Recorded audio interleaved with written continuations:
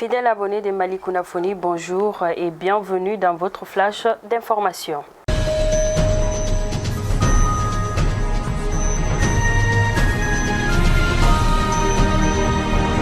Godluck Jonathan à Bamako, en effet, le médiateur de la CEDEAO dans la crise malienne, Jonathan Godluck, est arrivé hier dimanche à la mi-journée à Bamako. Cette visite s'inscrit dans le cadre de l'évaluation du processus de transition au Mali. Selon le programme, Godluck Jonathan et sa délégation doivent rencontrer les autorités de transition ainsi que les forces vives. Ces déplacements intervient au moment où plusieurs partis politiques et organisations de la société civile demandent le respect de la durée de la transition au Mali. Insécurité à Nyono, le cercle de Nyono vit depuis un certain temps dans une insécurité grandissante caractérisée par des tueries, des enlèvements de personnes et de bétail, des braquages, des incendies, des récoltes. Des villages sont toujours assiégés comme Farabougou où les populations ne sont pas libres de leur mouvement. La situation est similaire à Tientiembougou dans la commune rurale de Mariko, à Dongali et Bo dans la commune rurale de Seribala. Sikasso, près de 17 millions de francs CFA, c'est le coût du nouveau bâtiment offert au 2e arrondissement de police de Sikasso. Il est constitué de 2 bureaux équipés, des toilettes et d'une esplanade pour recevoir les invités. Selon le donateur, un natif de la région, il s'agit pour lui de contribuer à l'amélioration des conditions de travail de la police. Ainsi, la cérémonie d'inauguration a enregistré la présence des autorités administratives, politiques et militaires.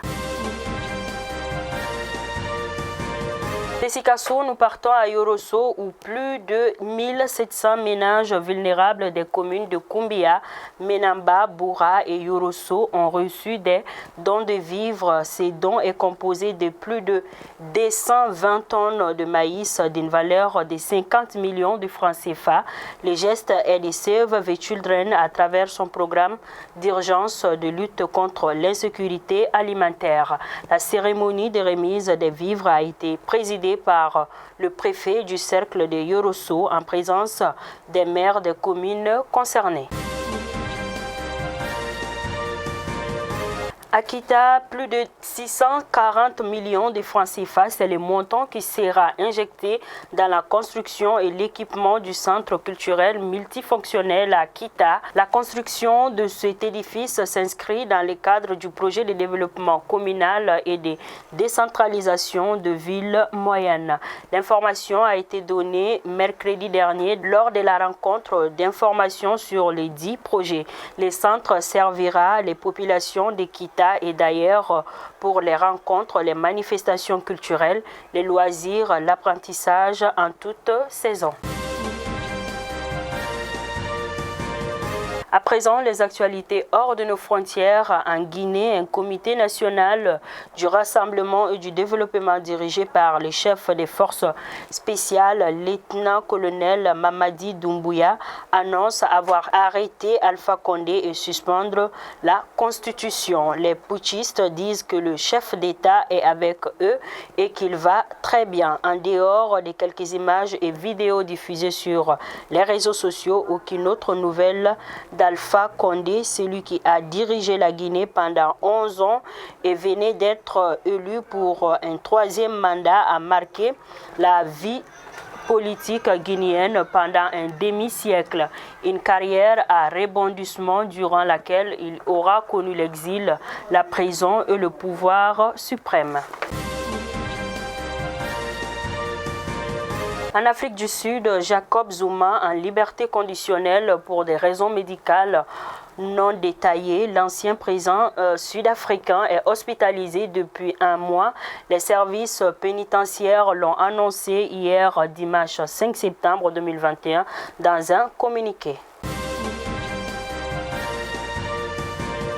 La participation au second tour de l'élection présidentielle a été faible à Sao Tomé. Le scrutin opposait Carlos Villanova, soutenu par le parti d'opposition ADI, et Guilherme Poser da Costa, candidat du parti au pouvoir. Nous terminons au Togo où les éperviers ont subi une deuxième défaite en autant de journées dans les éliminatoires du Mondial 2021. Dimanche 5 septembre, groupe H, la Namibie plus entreprenante est venue s'imposer à Lomé 1-0 grâce à un superbe but d'Elmo Kambindu. Et c'est tout pour votre flash d'information. Je vous donne rendez-vous pour un autre numéro. Bon début de semaine et bonne journée.